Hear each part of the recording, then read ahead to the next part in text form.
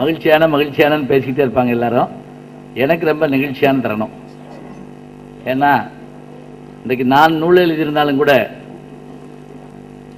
பத்மஸ்ரீ கலைஞானி கமலஹாசன் அவர்களுடைய இந்த வருகை தான் இதுக்கு பெருமையாக இருக்குது. நான் எப்படி சொல்கிறேன் அப்படின்னா, என்னுடைய மாணவர் திரு கார்த்திகேயன் அவர்கள், அவர் ஒரு மாற்றுத்திறனாளி, என்னிடத்துல PhD படிக்கிறாரு. JRF பாஸ் பண்ணி மாதம் 16,000 ரூபாய் சம்பாதிக்கக்கூடிய ஆற்றல் கொண்டவர். அவருக்கு பொன்னாடை வழங்குறப்ப கையில் கொடுங்கன்னு சொன்ன உடனே சட்டுன்னு உட்கார்ந்தாரு பாருங்க. அது மாதிரியான ஒரு மனிதாபிமானத்தை நீங்க எங்கேயும் பார்க்க முடியாது. ஏன் அப்படின்னா, இறங்கி வருவதால் தான் யாருக்குமே பெருமை. சௌலபியம் அப்படின்னு அதுக்கு பேரு. அவதாரம்னாலே என்னங்கிறீங்க? இறங்கி வருதல் தானே. அவர் எத்தனை அவதாரம் எடுத்தவர் அவருக்கு தெரியாதா? குள்ள அவதாரமா வருவாரு, வாமன அவதாரம், கோபம் கொண்ட சத்யா மாதிரி படங்கள்ல நரசிம்ம அவதாரம் மாதிரி வருவாரு, அவ்வை சண்மிகா மோகினி அவதாரம் எடுப்பாரு. எல்லாம் செய்யக்கூடியவர். பலர் பேசுகிற பெருமக்கள்லாம் சொன்னாங்க, எங்களை போன்றவர்கள் அவரிடத்துல நல்ல ஆலோசனைகள் சொல்றோம்னு. அதெல்லாம் இருக்கட்டுங்க, நாங்க எத்தனை விஷயங்களை அவர்கிட்ட பெறோம் தெரியுமா? அது யாருக்குமே தெரியாது. அது பணம் பொருள்லாம் இல்லைங்க, ஏன்னா அதெல்லாம் செலவழிஞ்சு போகும். படக்குன்னு பிடின்னு போயிடுவாங்க யாராவது வந்து. இப்பெல்லாம் திருடிங்க கொண்டு வரலன்னா அடிக்கிறாங்களா. நாங்க நிப்பம் தெரியுங்களடா. முதல்ல எங்களுக்கு சம்பாதிக்க பாரு, அப்புறமேல உனக்கு சம்பாரி. எவ்வளவு பெரிய விஷயம். அப்ப என்ன அவர்கிட்ட என்னென்ன பெறோம், அது ஒரு கேள்வி கேட்கணும். இந்த செல்போன் உண்மையிலேயே அதை கண்டுபிடிச்சவங்களுக்கு நம்ம எப்படி பாராட்டு சொல்லணும். அதில் வரக்கூடிய அபூர்வமான செய்திகள். அந்த காலத்தில் போஸ்ட்மேனை பற்றி, தபால்காரரை பற்றி கண்ணதாசன் அவர்கள் ஒரு பாட்டு எழுதிப்பார். ஒருவர் மனதை ஒருவர் அறிய உதவும் வேலை இது. கௌரி கல்யாணம் நினைக்கிறேன் படம், சரியா? ஏன்னா திருக்குறளில் தப்பு விட்டாலும் பொறுத்துக்குருவோம், திரைப்படத்தில் தப்பு விடப்படாது. ஜெய்சங்கர் பாடிக்கிட்டே வருவார் அப்படியே. அது மாதிரி கடிதத்தை பிரிக்கிற போது நமக்கு ஏற்படுற சந்தோஷம் மாதிரி செல்போன், அதுல எத்தனை செய்திகள். எங்க வீட்டில் கூட பொறாமையா கூட கேட்பாங்க, என்னதான் சிரிப்பீங்க ரெண்டு பேரும் சேர்ந்து அப்படின்னு சொல்லி. நானும் அவரும் பேசுற போது அப்படி ஒரு சந்தோஷம். காரணம் என்னன்னாங்க, இந்த அறிவுபூர்வமாக சிரிக்கிறது மாதிரி ஒரு மகிழ்ச்சி உலகத்துல எதுவுமே கிடையாது. சொர்க்க நரகத்தை யாராவது பார்த்திருக்கமா? இல்ல போயிட்டு வந்தவனால பேட்டி விட்டுருக்கானா? நம்ம ஊர்ல சொர்க்கம் சூப்பரா இருக்கு, போய் இறங்குவோமே, ரொம்ப உருவசி மேனகால மாமா மாமான்னு ஓடியாராளுங்க அப்படின்னு. அதெல்லாம் எம்படி கிளவியோ எவன் கண்டா. ஆனா எது சொர்க்கம்? நாலடியார் சொல்லுது, ஒத்த சிந்தனையுடையவர்கள் ஒன்றாக அமர்ந்து தமக்குள் இனிய கருத்துக்களை பரிமாறிக்கொள்வார்களே, ஆனால் அதை காட்டிலும் சொர்க்கம் என்று ஒன்று இருந்தால் எனக்கு வேணாம்டா அப்படின்ட்டான். ஏன்னா சொர்க்கத்தில் நமக்கு தெரியாதவங்க தானே வருவாங்க. யோசிச்சு பாருங்க, அவன்ட்டு போய் என்ன பேச போறீங்க? சில பேர்த்த எதுவுமே பேச முடியாது, அதான் மண்டையடி. என்ன வெயில் இப்படி அடிக்குதுன்னு ஒருத்தர் கேட்டார். அப்புறம் எப்படி அடிக்கும் அப்படின்னு அவர் கேட்டாரு. அதோட எங்க பேச்சு முடிஞ்சு வச்சு. பஸ்ல பார்க்கலாம், கொஞ்சம் தள்ளி உட்காருங்க. தள்ளி உட்காராட்டி இன்னொரு கேள்வி கேட்பாப்ல. பரவாயில்ல, என்ன பரவாயில்லைங்கிற? விட்ட இடத்துல பிடிப்பாங்க அந்தாதி மாதிரி. அப்படியே இந்த வீடுகளில் சண்டை வர்றது கூட நீங்க காரணம் பார்க்கலாம். எதுக்குன்னே தெரியாது சண்டை வரும். அந்த கணவன் பாட்டுக்கு பேப்பர் படிச்சுட்டு இருப்பான், அந்த அம்மா வந்து கேட்கும், அன்னைக்கு என்ன சொன்ன அப்படின்னு கேட்கும். என்னைக்கு நல்லா யோசிச்சு பாருங்க, அன்னைக்கு என்ன சொன்னீங்க? உடனே அவன் முடிச்சுக்கிட்டு, அதுக்கு நீ என்ன சொன்ன பதிலுக்கு? நான் சொன்னதுக்கு நீங்க என்ன சொன்னீங்க? அந்த பையன் என்னடா சொன்னீங்க, இது என்னடா சண்டை, என்ன மர்ம சண்டையா போடுவாங்க. கடைசி வரைக்கும் அது என்னன்னு யாருக்குமே தெரியாது. ரொம்ப சாதாரணம். அவர்கிட்ட பேசிட்டு ஒண்ணு கவனிங்க, நாங்கெல்லாம் 30 வருஷமா இதுதான் தொழில், வேற வழி இல்லை. கயிறு மேல நடக்கிறவனை பார்த்தா ஆச்சரியமா இருக்கும். தினம் நடக்கிறப்ப அவனுக்கு சாதாரண நடக்க முடியாதுங்க, அதான் பிரச்சனை. அவன் கயிறு மேல தான் நடக்க முடியும். இப்ப எங்களுக்கெல்லாம் பேச்சு அப்படித்தான். ஆனா அவர் எப்படி தெரியுங்களா, நான் ஏதாவது படிச்சேன்னா அவர்கிட்ட சொல்லுவேன், நான் எங்கேயாவது போனா புத்தகம் வாங்கிட்டு வருவேன். அவர் எங்க வேணாலும் எனக்கு ஒரு புத்தகம் வாங்கிட்டு வந்து கொடுப்பாரு. ஒரு நான் ஒரு திருக்குறள்ல ஒரு ஆச்சரியத்தை பார்த்துட்டு எப்ப படிச்சாலும் ஆச்சரியமா இருக்கு திருக்குறள். அதனாலதான் பல பேர் படிக்கிறது இல்லை. என்னத்துக்கு வெட்டியா ஆச்சரியப்பட்டுக்கிட்டு அப்படின்னு சொல்லி சாய்ஸ்ல விட்டுறது. ஒரு திருக்குறள்ல அதாவது நல்லவர்களாக இருந்தாலும் கூட யாரிடமும் எதையும் பெறாதீர்கள் ஒரு வார்த்தை. அது மட்டும் இல்ல, மேலுலகம்னு ஒண்ணு இருக்கா இல்லையா நமக்கு தெரியாது, அது இல்லைன்னா கூட கொடுக்க பழகுங்க. ரெண்டு கான்ட்ராஸ்டான விஷயம்.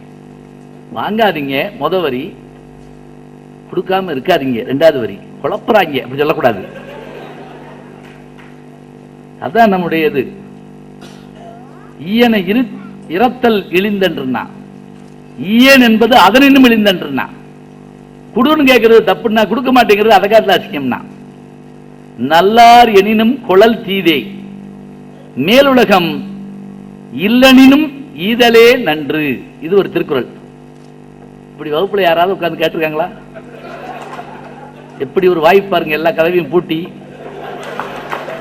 அடுத்து அவர் பேச போறாருங்கிற அப்படி வசியம் பண்ணி இப்படித்தான் அங்க திருக்குறள் நடத்த வேண்டியிருக்கு, வேற வழி கிடையாது.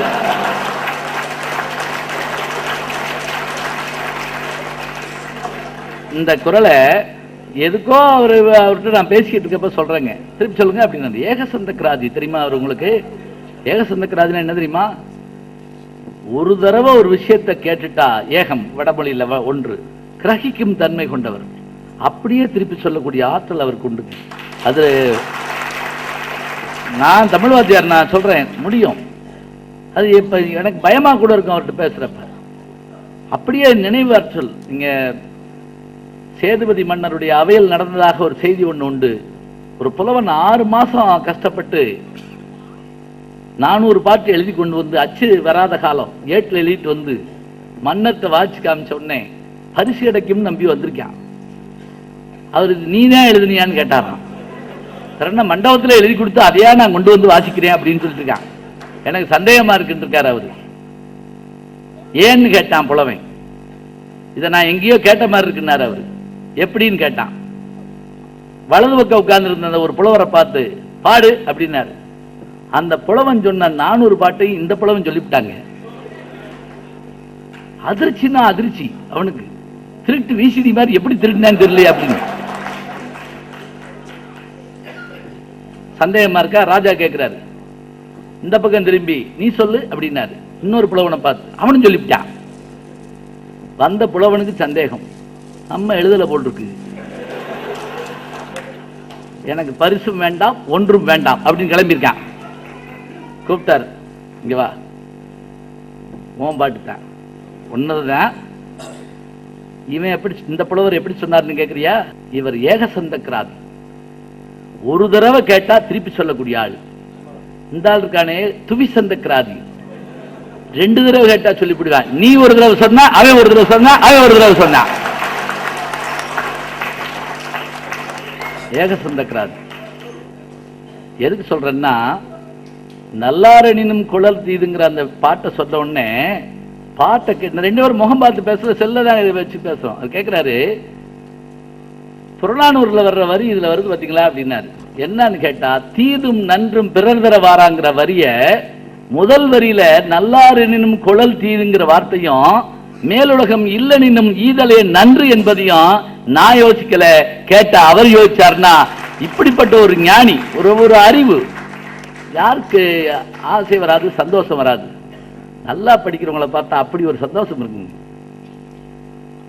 நல்லா சொல்லிக் கொடுக்கிறவங்களை பார்த்தா மாணவனுக்கு சந்தோஷம் வரணும். அழகா சொல்லுவார் விவேகானந்தர், எப்படி நல்ல சிஷியனை தேடி குரு அலையணும், நல்ல குருவை தேடி சிஷியை அலையணும். ரெண்டும் கிடைக்கலன்னு என்ன தெரியுமா? பெரிய தவளையை பிடிச்ச பாம்பு முழுங்கவும் மாட்டாம துப்பவும் மாட்டாம விடிய விடிய கத்தி 2 செத்து போகுமா. அவருடைய அந்த இத்தனை நேரம் நீங்க யோசிச்சு பாருங்க. அவர் 6 மணிக்கு வந்துட்டார். உண்மையிலேயே நமக்கு அவருடைய நேரத்தை திருடுறதுக்கு கவலையாத்தான் இருக்கு. தமிழுக்காக திருடலாம், ஒன்றும் தப்பு கிடையாது. கேட்டுட்டு இருக்கார். எத்தனையோ நேரம், எத்தனையோ செயல்பாடு, 1000 வேலையை ஒரு ஆள் செய்யக்கூடிய ஆற்றலுடையவர். நான் அவருடைய அந்த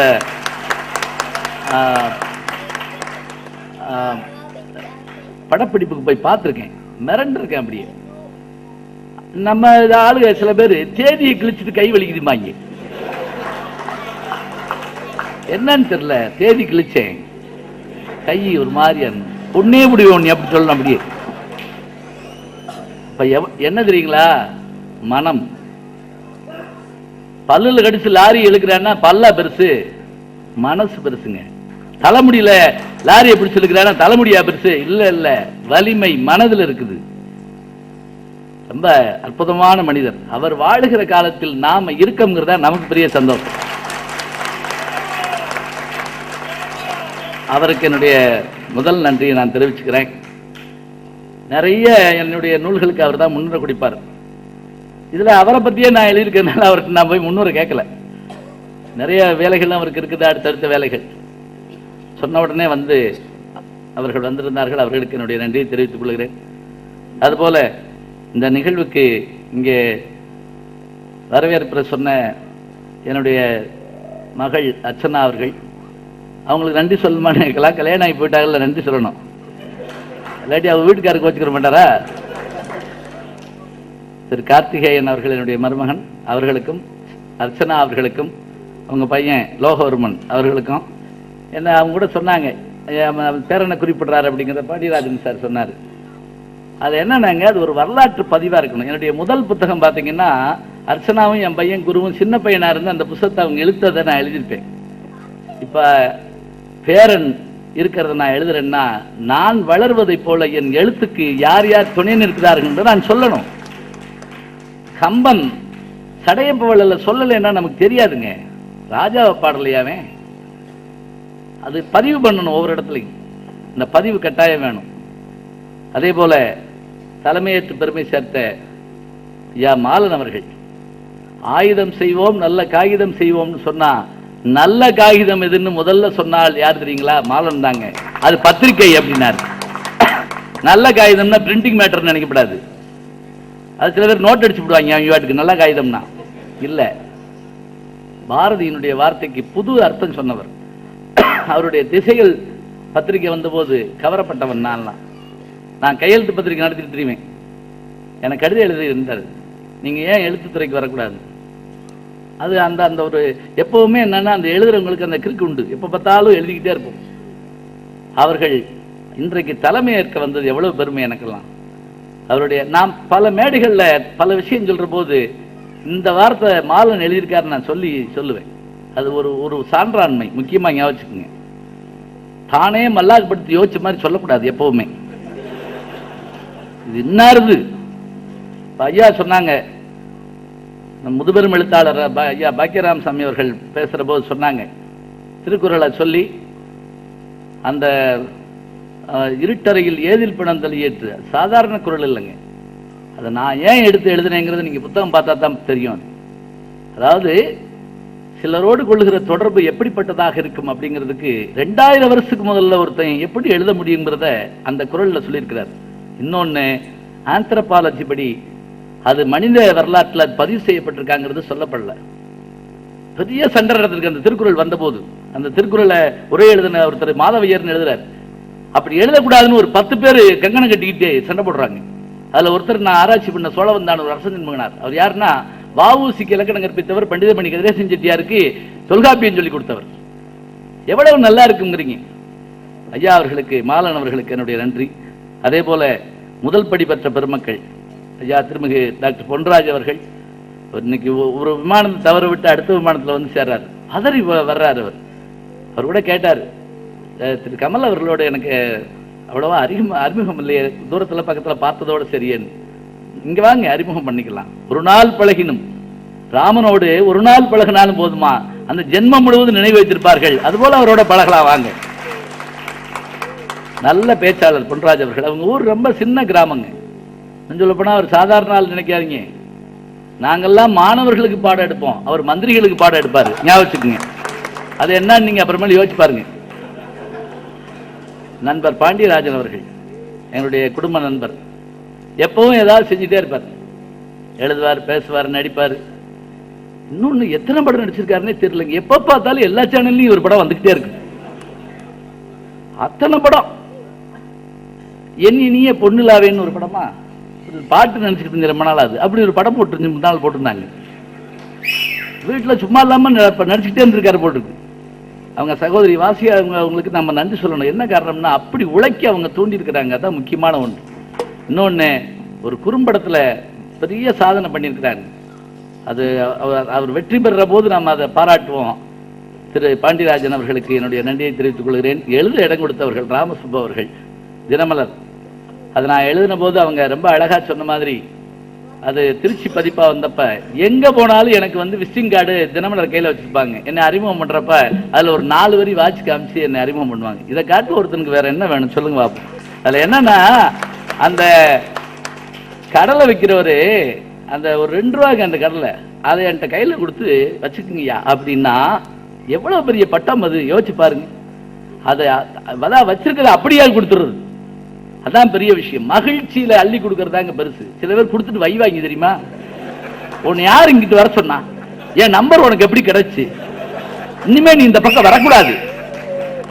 சந்தோஷத்துல தானே ஏதோ ஒரு சவுண்டு கிடைச்சு.